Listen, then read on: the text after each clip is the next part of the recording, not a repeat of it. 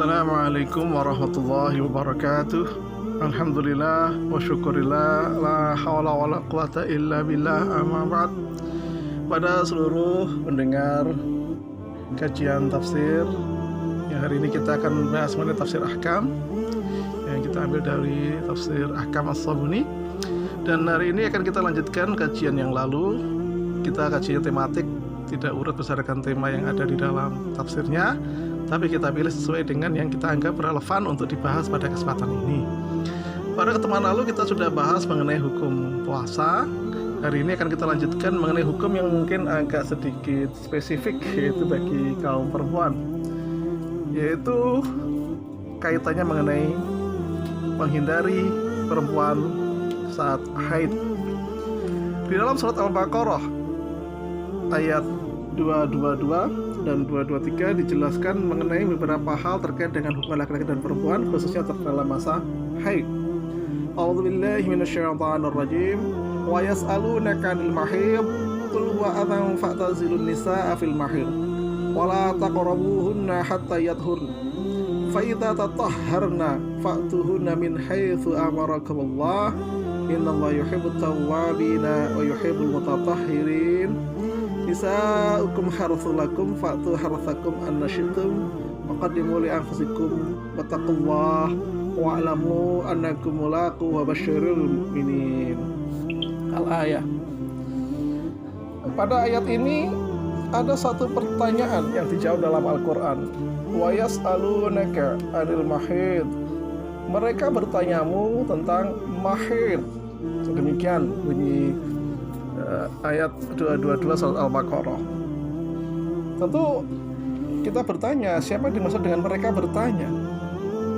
Maka ini ada asbabun nuzul. Yang pertama adalah dari riwayat Anas, dia berkata, orang-orang Yahudi jika istrinya haid, maka mereka tidak akan makan, minum bersamanya, dan juga tidak menggaulinya di rumah. Artinya istrinya ditempatkan di tempat yang berbeda, di tempat sendiri, sampai selesai masa haid. Fasalan Nabi SAW. Lalu Anas bertanya kepada Nabi andalik, mengenai masalah tersebut. Fa'anzalallahu wa yas'aluna 'anil mahid qul wa adhan fa'tazilun nisaa fil mahid. Maka turunlah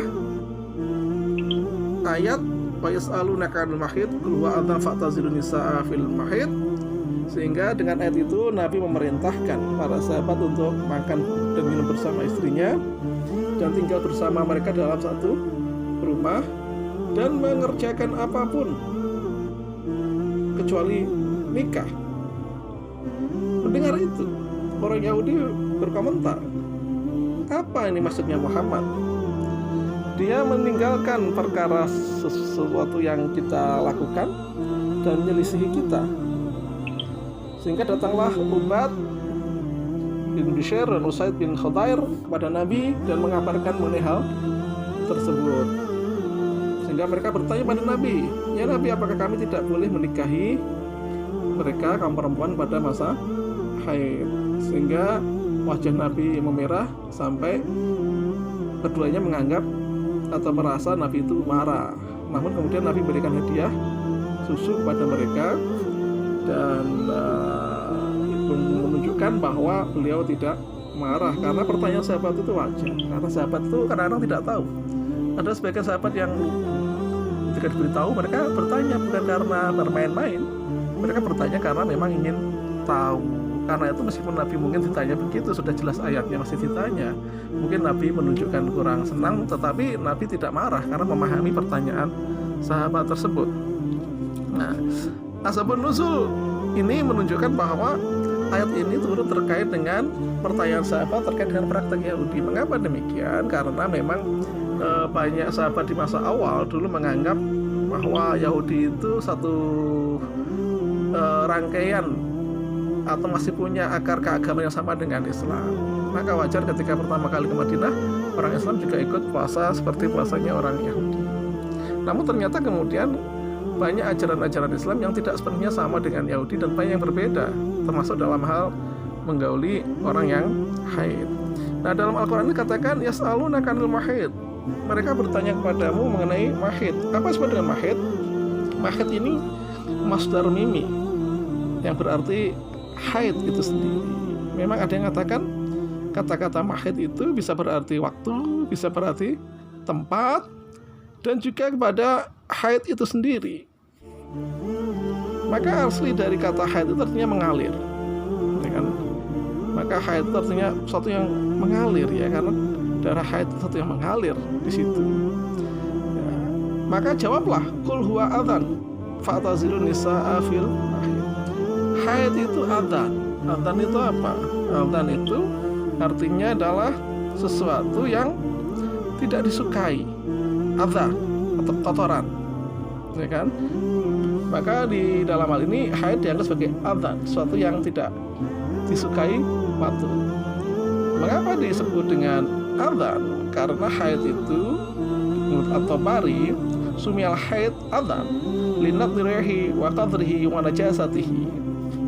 Jadi darah yang mengalir dari farji perempuan saat secara periodik dan rutin itu disebut haid karena baunya yang tajam, kotor, dan najis. Maka disuruh suami untuk menjauhi perempuan dalam masa-masa haid. Apa maksud dengan menjauhi itu? Wala taqrabuhunna hatta yadhurna. Jangan mendekati mereka sampai mereka itu suci.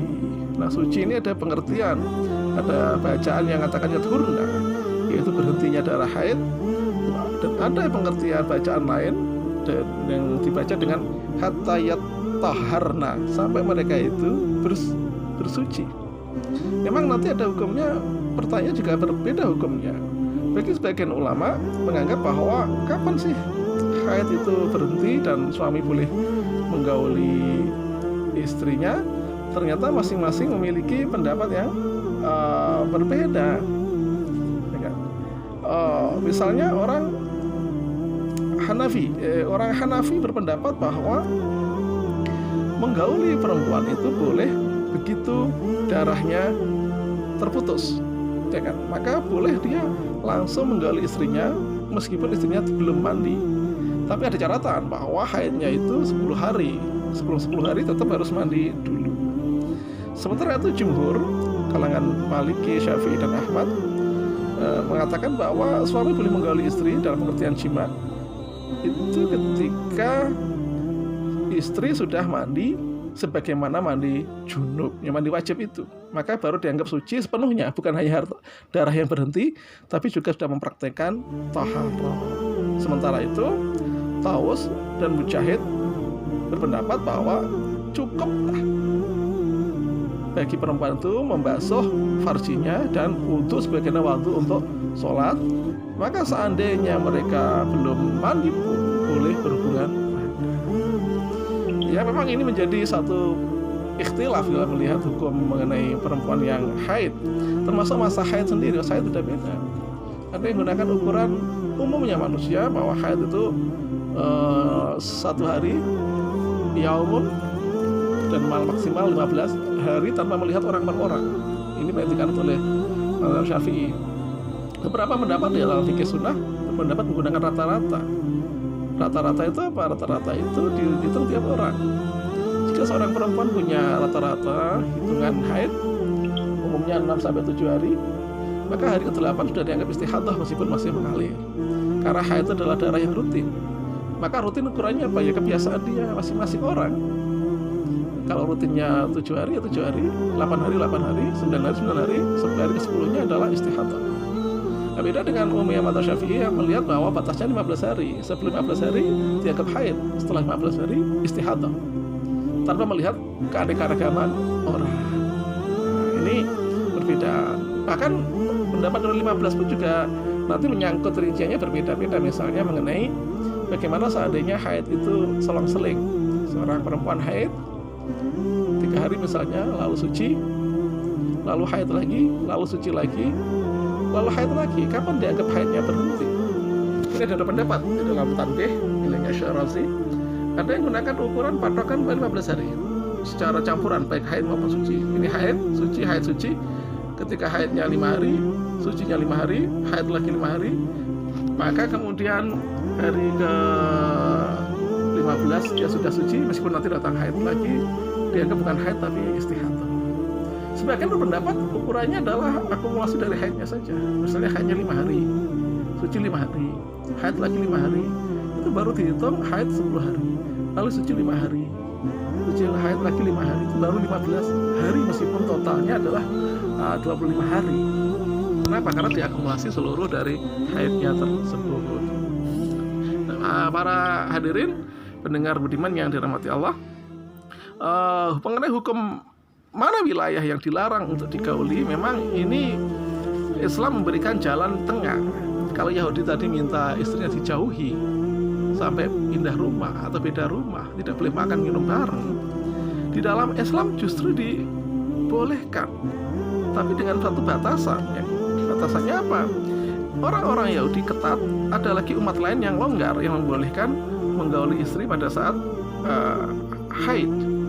Tetapi di dalam Islam sendiri tampaknya ada beda-beda pendapat, ya kan? Misalnya pendapatnya Ibnu Abbas dan Ubaidiyah, meskipun dia berbeda dengan Yahudi, tetapi dia menganggap bahwa yang harus dijauhi adalah seluruh badan perempuan. Jadi kalau sedang haid, istrinya, suaminya nggak boleh menyentuh sama sekali seluruh anggota tubuhnya, karena ayat itu mengatakan wala taqrabuhunna hatta yatahurna, jangan sentuh dia sampai dia itu suci. Berarti kabeh nggak boleh satupun disentuh. Nah, ini agak susah ini agak pendapat yang syad, karena memang tidak sesuai dengan banyak riwayat nanti. Ada juga pendapat yang mengatakan bahwa yang wajib dihindari adalah antara pusar dengan lutut. Ini pendapatnya Imam Abu Hanifah dan Imam Malik. Jadi yang tidak boleh disentuh hanya bagian pusar dan lutut. Ini dasarnya riwayat Aisyah yang mengatakan, kuntu akhtasilu ana wan nabi min na'in wahid kullana junub wa kana ya'muruni fa atazzara fa yubashiruni wa ana haid. Aisyah mengatakan, saya mandi bersama Nabi pada satu bejana, kedua-duanya yaitu kami dan saya dan Nabi ini junub. Nabi perintahkan saya untuk bersarung, ya kan? Maka beliau menyentuh saya dan saya dalam kondisi haid. Dan riwayat Maimunah mengatakan, qalat kana Rasulullah SAW yubashirun nisa'a fawqal izar wa hunna haid, bahwa Rasulullah SAW menyentuh istri-istrinya di atas sarungnya dalam kondisi haid, sehingga mereka mengatakan ya batasannya antara pusar dan lutut. Sementara mazhab Malik, mazhab yang ketiga yaitu mazhab Syafi'i, mengatakan bahwa seluruh perbuatan menyentuh perempuan itu boleh kecuali nikah. Nikah maksudnya wat'i, berhubungan badan saja, itu lubangnya saja itu yang tidak boleh digauli.